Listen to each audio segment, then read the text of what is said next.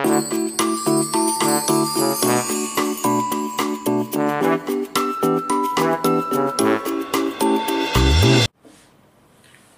दोस्तों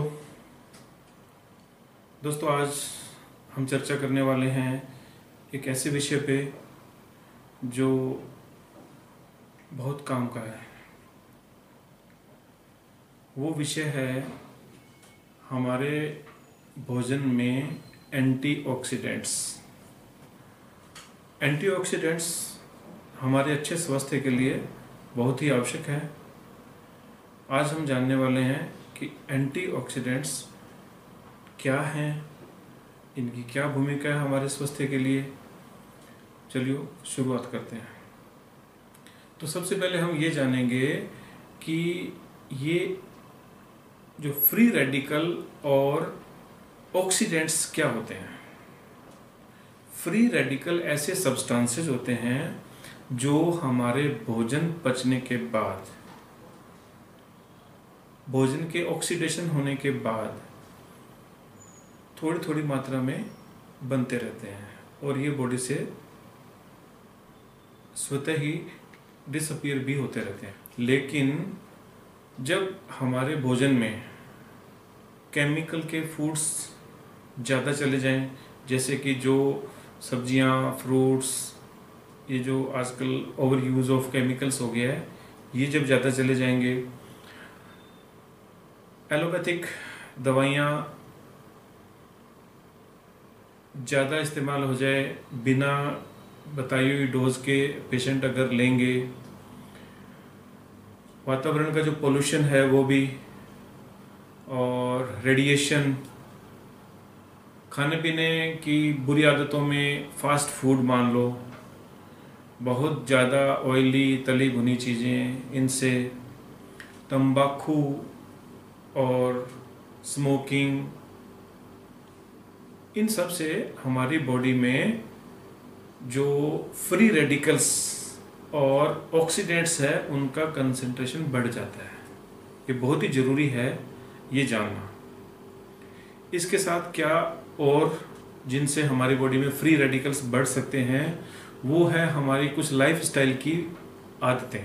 वो आदतें क्या? सिंपल, रात को लेट सोना, सुबह लेट उठना, बहुत स्ट्रेस में रहना, बहुत गुस्सा करना, बहुत ही कुछ बेचैन रहना, एंग्जाइटी, इन सब से हमारी बॉडी में, जिसको हम मोटे रूप में टॉक्सिन्स कह सकते हैं, वो यानी कि फ्री रेडिकल और ऑक्सीडेंट्स बढ़ जाते हैं।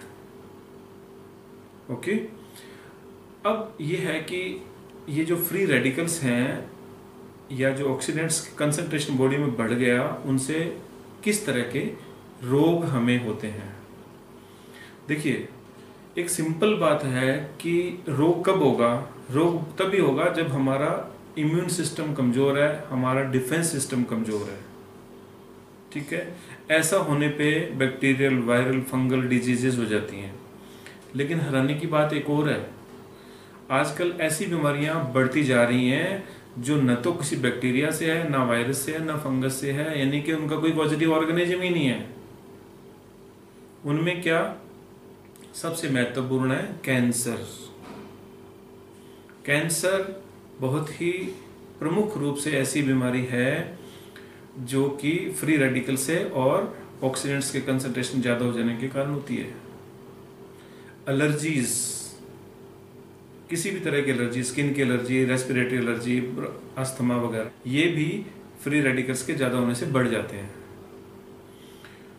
Liver disease, kidney disease, autoimmune disorders. Autoimmune disorder मतलब आजकल काफ़ी सारी ऐसी बीमारियां हैं जो अपने बॉडी के सेल्स ही दूसरी सेल्स की एनिमी बन जाते हैं, जैसे कि लाइकन प्लेनस है, रूमेटॉइड आर्थराइटिस है, और इस तरह की बीमारियां होती हैं। स्किन डिजीजेस जैसे कि सोराइसिस है, लाइकन प्लेनस है, इवन हेयर फॉल है, एक्ने है, ये भी अगर फ्री रेडिकल्स बॉडी में ज़्यादा है तो ज़्यादा हो जाते हैं।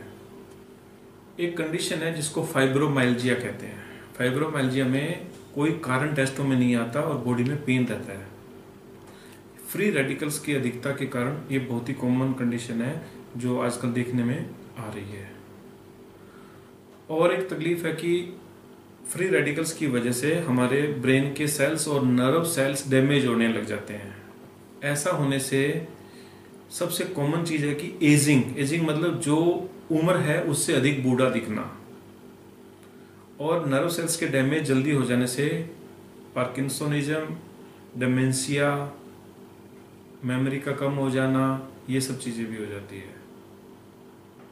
हार्ट डिजीज़ बहुत ही कॉमन है। हार्ट की डिजीजेस खास करके बॉडी में लिपिड्स का बढ़ना, कोलेस्ट्रॉल का बढ़ना और एक खास तरह के कोलेस्ट्रॉल का बढ़ जाना, ये इन फ्री रेडिकल्स की वजह से बहुत ही कॉमन है। तो आपने जाना कि फ्री रेडिकल्स की वजह से क्या क्या बीमारियां हो सकती हैं, और भी बहुत लंबी लिस्ट है। कहने का भाव मोटा मोटा यही है कि जो फ्री रेडिकल्स या बॉडी में टॉक्सिन्स की वजह से बहुत सारी बीमारियां हो सकती है। एंटीऑक्सीडेंट्स क्या होते हैं? एंटीऑक्सीडेंट्स हमारे फूड में मौजूद उस तरह के कुछ तत्व होते हैं जो उन फ्री रेडिकल्स को या ऑक्सीडेंट्स को न्यूट्रलाइज कर देते हैं, यानी कि उनको दुष्प्रभावित कर देते हैं। इसके लिए विटामिन ए, विटामिन सी, ई, कुछ मिनरल्स, जिंक, ये तत्व चाहिए हमें। लेकिन अब हम कैसे जानें कि ये सब कहाँ और किस फूड के अंदर है? आपको कुछ ज़्यादा ध्यान नहीं करना, आपको फ्रूट्स, वेजिटेबल्स और सैलेड का पूरा इस्तेमाल करना है। अपने भोजन के अंदर 1/3 ऐसी चीज़ें ज़रूर होनी चाहिए। जो हरी सब्जियां हैं जैसे कि टिंडा, तोरी, लौकी, कद्दू, गाजर, फ्रेश, ये हमें ज़रूर खानी चाहिए। पत्ते वाली सब्जियां, पत्ता गोभी, ब्रोकली, पालक, इनका इस्तेमाल ज़रूर करना चाहिए। ग्रीन टी एक बहुत अच्छा सोर्स है एंटीऑक्सीडेंट्स का। ग्रीन टी ही है, जो चाय हम पीते हैं वो वाली नहीं, ब्लैक टी नहीं है इसका। सारे के सारे फ्रूट्स, खास करके जो कलर्ड फ्रूट्स हैं, और उनमें भी किंग है अपने सिट्रस फ्रूट्स, खट्टे वाले फल, नींबू, मौसमी, संतरा, ये सारे खट्टे फल जो है ना, रिच ऑफ विटामिन सी होते हैं। ये रिच सोर्स है एंटीऑक्सीडेंट्स का। एप्पल तो राजा है एंटीऑक्सीडेंट्स के ग्रुप का। तो एप्पल का इस्तेमाल करने से an apple a day keeps a doctor away, ऐसा बोलते हैं ना। तो रोजाना एक एप्पल खाओगे तो स्वस्थ रहोगे, बॉडी में एंटीऑक्सीडेंट्स आपके जाएंगे और फ्री रेडिकल्स को न्यूट्रल करेंगे। जो हमारे मसाले हैं उनमें क्या खास, लहसुन, हल्दी, ये बहुत अच्छे एंटीऑक्सीडेंट्स हैं। तुलसी, आंवला, ये बहुत अच्छे एंटीऑक्सीडेंट्स हैं। एक और तरीका अपना सकते हैं जो बहुत ज़रूरी भी है। आपका जो भोजन है उसको आप ऑर्गेनिक फूड से रिप्लेस कर दो, यानी कि पूरा का पूरा आपका फूड, आपके डाइट, आपके घर में किचन में पकने वाली हर चीज़ ऑर्गेनिक होनी चाहिए। अगर ऑर्गेनिक हो जाती है तो जो उस सोर्स से हम ले रहे थे फ्री रेडिकल्स, केमिकल्स और ऑक्सीडेंट्स, उनमें काफ़ी हद तक कमी आ जाएगी। दूध, स्पेशली इंडियन काउ मिल्क, अपनी भारतीय देसी गाय का दूध और उसके प्रोडक्ट्स, ये भी बहुत अच्छे एंटीऑक्सीडेंट होते हैं। इसका उल्टा non veg diet, fast food, उनसे बचना चाहिए। प्रॉपर क्वांटिटी में प्यास के अनुकूल पानी जरूर पीना चाहिए। बहुत अधिक पानी नहीं पीना, लेकिन पानी पीना चाहिए। और पानी में भी अगर आप अल्कलाइन वाटर यूज़ करते हैं तो ये भी बहुत अच्छा एंटीऑक्सीडेंट सोर्स है।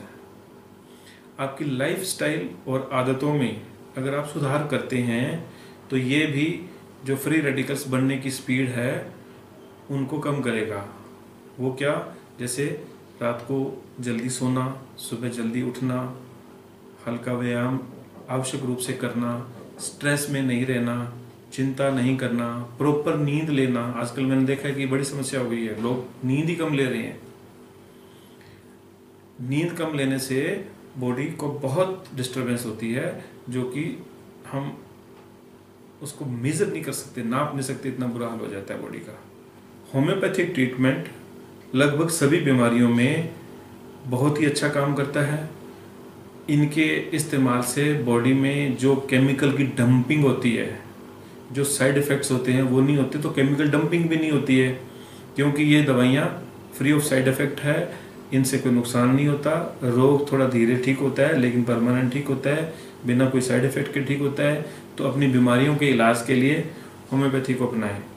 होम्योपैथिक ट्रीटमेंट से अदरवाइज भी बॉडी का मेटाबॉलिज्म सही होता है, एक्सक्रीटरी फंक्शंस यानी कि विसर्जन की जो प्रक्रियाएं हैं, मल मूत्र पसीना ये वो नॉर्मल से हो जाएंगे, जिससे कि बॉडी से जो केमिकल्स हैं, ऑक्सीडेंट्स हैं, वो नेचुरल तरीके से एलिमिनेट हो जाएंगे। तो आपने समझा कि क्या करने से आपके बॉडी में एंटीऑक्सीडेंट्स जाएंगे, जिससे फ्री रेडिकल और केमिकल्स और ऑक्सीडेंट्स बैलेंस होंगे और आप बहुत सारी बीमारियों से बचेंगे। और अगर बीमारी हो गई है तो आप जल्दी ठीक होंगे।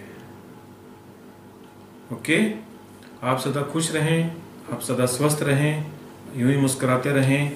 धन्यवाद।